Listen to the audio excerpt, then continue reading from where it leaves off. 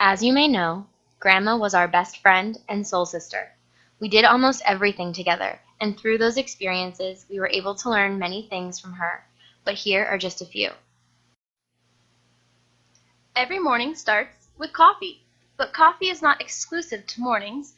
It is also an extremely important part of lunch, dinner, dessert, your afternoon pick-me-up, when you come in from the garden, and every snack in between. Just be careful not to burn yourself, because the only way to have coffee is boiling hot, which still may not be hot enough. Coffee is meant to be enjoyed, not used as a tool to keep you awake, because no matter how much coffee you have had, there is no limit to when, where, or what position you can sleep in. All these opportunities for sleep mean that you should have plenty of other time to focus on the other aspects of life. For example, good food and good company. Meals bring people together, and that was the most important thing for her, having her loved ones together. Maybe this is why she perfected her famous spaghetti and meatballs that we love watching her make and smell it cooking all day long. She knew what she was doing. This is why she thought that the spaghetti recipe was the most important part of the movie The Godfather and wanted to watch the scene over and over again. Even though she took the spaghetti and meatballs seriously, she taught us not to take yourself too seriously, and you can have fun at any age. Even if there is a task to be done, you can stop and have fun along the way. She would frequently say, "Well, if you can't laugh, then what's the point?"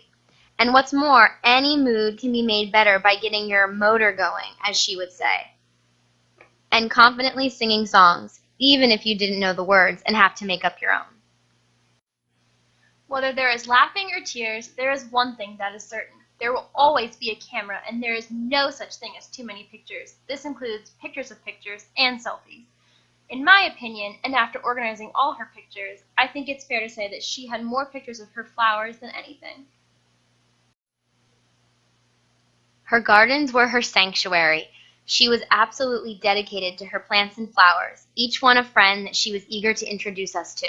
She taught us so much through her gardening practice: patience, commitment, trust, life cycle processes, and perhaps unintentionally, or intentionally as well, beautiful metaphors for life about trimming off the dead in order to grow, placing your plants in the sunlight, receiving nutrients, and being excited anew over every plant, pot, flower, bud, and bush.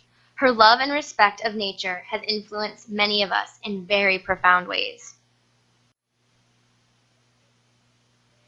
Her plants were vibrant with life and beauty, and so was she. She was a perfect example of natural and radiant beauty with her bright blue eyes, rosy cheeks, and full eyebrows, a characteristic which she valued greatly.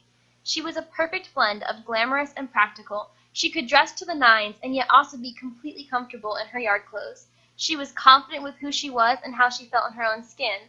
Clearly, she's influenced our sense of style as well, because our favorite store is Grandma's Closet.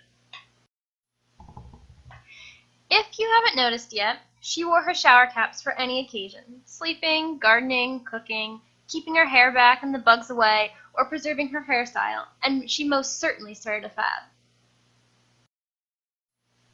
She believed in herself and taught us to believe in ourselves too. She was an expert in self-sufficiency. She was a true Rosie the Riveter. She showed us that she can do it, and so can we. She faced trials with courage and dignity, and that included aging. She was a perfect example of how to age gracefully and with the utmost of dignity. We are so privileged to have witnessed her aging process and true grace on a daily basis. It will inspire us for the rest of our lives to have at least an ounce of the grace that she possessed. She was magnificent. She was radiant. She was our sun. Our world revolved around her. She lives on in these beautiful gifts of love and light that she has taught us and lived before us, and that we can carry in our hearts and share with others at any time of day, just like a cup of coffee.